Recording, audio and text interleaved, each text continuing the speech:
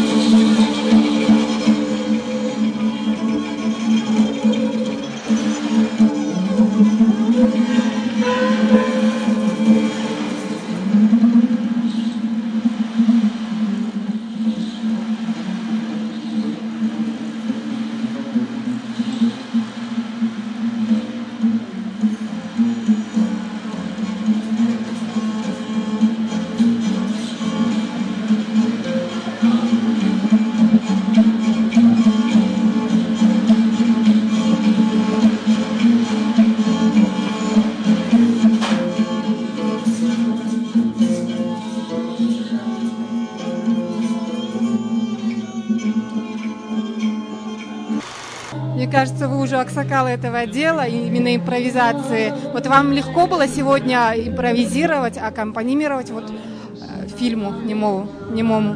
Да, нам очень нравится импровизация, да? И в многих спектаклях играем, поэтому в фильме играть тоже очень хорошо нам нравится, поэтому легко. Вот этот фильм-то по нашим этим музыкальным оформлениям не очень подходит, да? Поэтому сначала сложновато было.